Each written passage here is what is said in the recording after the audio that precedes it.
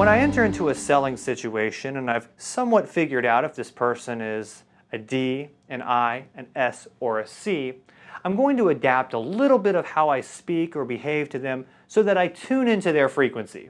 This is not some sort of advanced form of manipulation. You should always use these powers for good.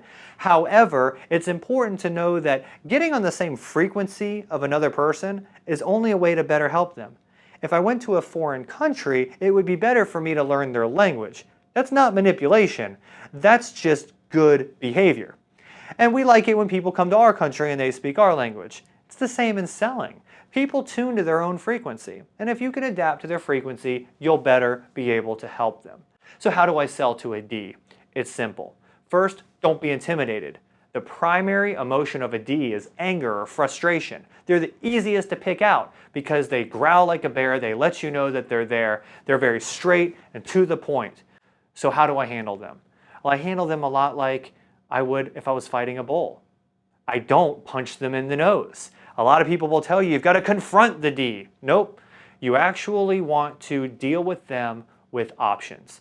In bullfighting, you don't fight the bull head on. What do? You get your little cape and you wave it. The bull runs through it because they can't help but to run at red, and you say ole and they pass right through.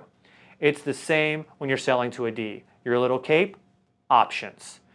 You stand up straight, you're confident, you're brief when you speak to them, but you'll let them know, sir, I'm looking at 3 options here. Option A is this, option B is this, option C is this. Which would you like to do? Ds are suckers for making decisions. They're extremely dominant and decisive. They can't help it. They'll always make decisions, and if you're brief and don't try to overeducate them, they're actually your best customers because they'll make a firm yes, a firm no, or a firm decision right there on the spot. Just don't be intimidated. Always give them options after everything you say, and you'll stay in control of the conversation. How do I sell to an I? A little bit more difficult. They're people-oriented, they're extroverts, they're having a great time, they're very optimistic. We see them in a crowd easily. They're the cheerleaders. So what do I do with them? Well, I need to make it all about them. Don't try to sit on them. Ask them questions, let them have fun with the experience, make it all about them. The challenge is getting a firm commitment out of them. In order to do that, what I need to do is kind of go negative without being negative. What do I mean? Well, when an I says something to you like, oh, I'm so excited, I can't wait to get started with your program, what you actually want to say to them is, well, I really appreciate you saying that, but I'm concerned. It is kind of expensive and you're really busy. So I'm not being negative, but I challenged their optimism with a more negative statement. The I who's truly committed will say, oh, no, I have the money right here and I'm going to make time for this. Continue to challenge them that way until you can tell they really are committed. What often happens, though, is they say to you, you know what, you're right, I'm not ready. That's not a bad thing.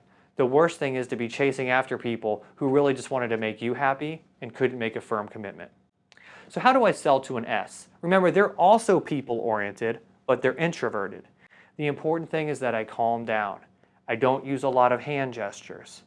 And remember, their fear is not in the decision. They see the value in what you're offering. Their concern is change. They need to know that the implementation for this new purchase or new process or whatever it is you're bringing to them will be slow and careful and over the long run, very, very beneficial to them. They need to feel comfortable that this decision is not going to rock the boat at all. So making them comfortable with the boat not being rocked is the important thing. Assure them, take it easy, and the slower you take it, the more comfortable they'll be. Last but not least is the C. Task-oriented, but introverts. These are our bean counters, our detail-oriented people. How do we sell them? We can't.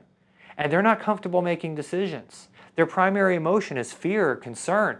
How do we win them over? They need a ton of facts and a ton of time to make a decision. So what do? Don't worry about getting their agreement on the product or service you're selling. Instead, get them to agree to a process, a very linear process right up front.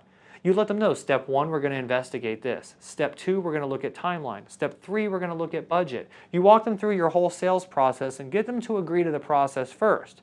then they will happily go through the process knowing I don't need to make a decision. The process is going to make the decision for me. Always give them tons of information and tons of opportunity to consider and research. Unfortunately, today, most Cs do all of their shopping online because we've done such a bad job of helping them make a decision in the way they like to.